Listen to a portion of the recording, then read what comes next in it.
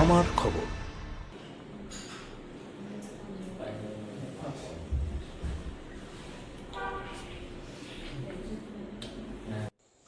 মায়ের আশীর্বাদ নিয়েই হাসন বিধানসভা কেন্দ্রে প্রচার শুরু করলেন বীরভূম জেলা পরিষদের সভাধিপতি তথা তৃণমূল কংগ্রেস প্রার্থী ফাইজুল হক ওরফে কাজল শেখ। প্রচারের শুরুতেই তিনি এলাকায় পৌঁছে দলীয় নেতৃত্বদের সঙ্গে বৈঠকে বসেন এবং সকলকে একসাথে কাঁধে কাঁধ মিলিয়ে নির্বাচনের ময়দানে নামার আহ্বান জানান। এদিন বিভিন্ন এলাকায় তৃণমূল কংগ্রেসের কর্মী সমর্থকরা নতুন প্রার্থীকে ঘিরে উচ্ছ্বাসে ফেটে পড়েন। বাজনা বাজিয়ে, ফুলের মালা পরিয়ে, সবুজ আবির উড়িয়ে উষ্ণ অভ্যর্থনা জানানো হয় কাজল শেখকে। এছাড়াও এদিন বেশ কয়েকজন সিপিএম কর্মী তৃণমূল কংগ্রেসে যোগদান করেন। তাদের হাতে দলীয় পতাকা তুলে দেন কাজল শেখ নিচে। সাংবাদিকদের মাধ্যমে মুখোমুখি হয়ে তিনি জানান, উন্নয়নের ধারাকে এগিয়ে নিয়ে যেতে এলাকার মানুষের পাশে থাকতে তিনি বদ্ধপরিকর।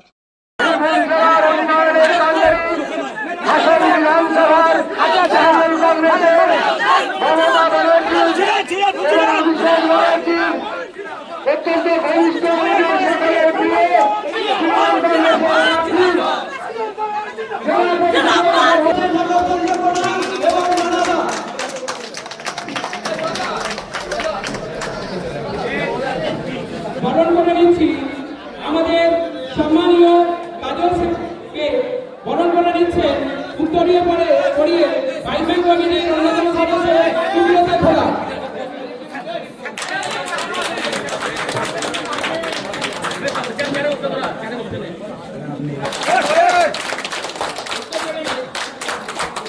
উত্তরে যে বরণ করছেন কমলানী দত্ত।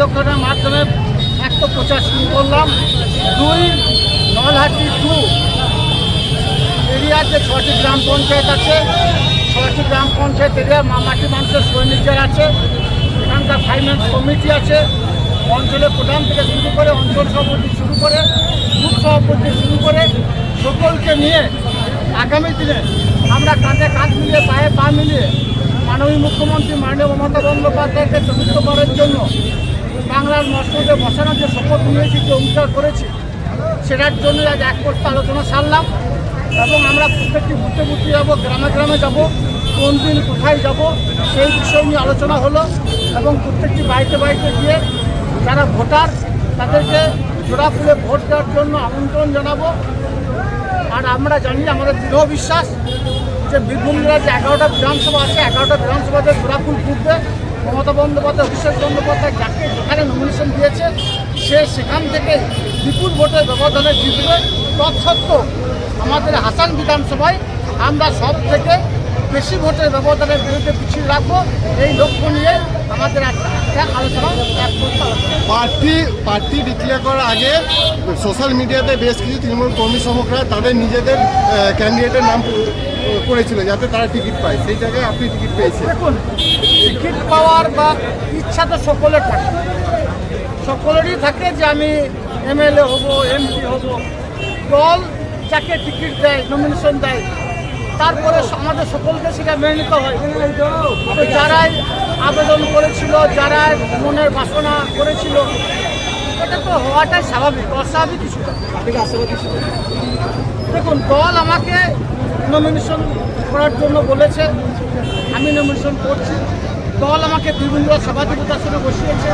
আমি বীরভূম জেলার হিন্দু মুসলমান চিকিৎসা নিশ্চয় সমস্ত সম্প্রদায়ের মানুষের উন্নয়নের স্বার্থে সদা সর্বদা নিজেকে নিয়োজিত রাখি। মাননীয় মুখ্যমন্ত্রী মাননীয় মমতা বন্দ্যোপাধ্যায় চলার পথ এবং আমার দলের সেনাপতি অভিষেক বন্দ্যোপাধ্যায়ের নির্দেশকে মাথায় রেখে চলার চেষ্টা করি। সর্বতই দল আমাকে এই বিধানসভার দায়িত্ব দিয়েছে, হাসান বিধানসভার। আগামী দিনে হাসান বিধানসভা উন্নয়নের স্বার্থে সদা সর্বদা নিজেকে নিয়োজিত রাখবো, সততা এবং নিষ্ঠার সঙ্গে সে দায়িত্ব পালন। এলাকা উন্নয়নের জন্য কোন ইস্যু নিয়ে ভোট চাইবে? দেখুন, বর্তমানে কংগ্রেস সিপিএম বাংলা থেকে মুছে গেছে। কংগ্রেস সিপিএমের নাম না নিলেই ভালো হয়, কারণ সিপিআইএম 35 বছর বাংলায় কাটাকাটি, খুনোখুনি, রাহাজানি আর অর্থের রাজনীতি বন্ধের আইনশৃঙ্খলা করে, তাই বাংলার মানুষ তাদেরকে মুছে দিয়েছে। এবার রইল বিজেপির কথা। বিজেপি 2021 নির্বাচনে বলেছিল ডবল সেঞ্চুরি হাঁকাবো, তারা বলেছিল ডবল ইঞ্জিনের সরকার হবে বাংলায়। বাংলা মানুষ যোগ্য জবাব দিয়েছে, 100 নিচে রয়ে গেছে।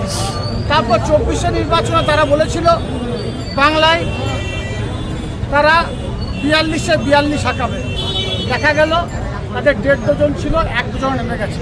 কারণ তারা বাংলার মানুষের মাথার ঘাম পায়ে ফেলে যে 100 দিনে কাজ করে 100 দিনে কাজের টাকা তারা দেয়নি, আবাস যোজনার টাকা তারা দেয়নি।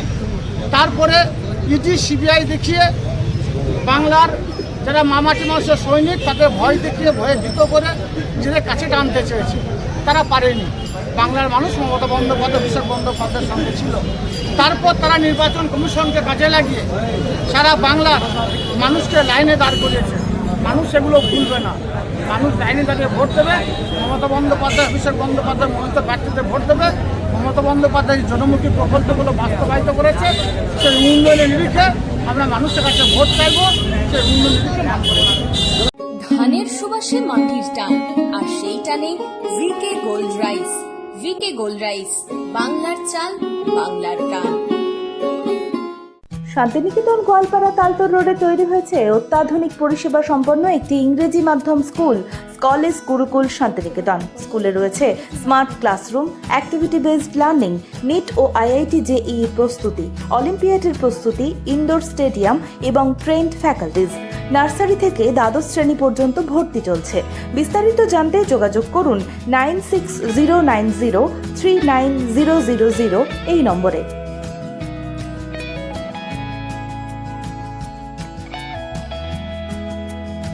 দেখতে চোখ রাখুন আমাদের ফেসবুক ও ইউটিউব চ্যানেলে।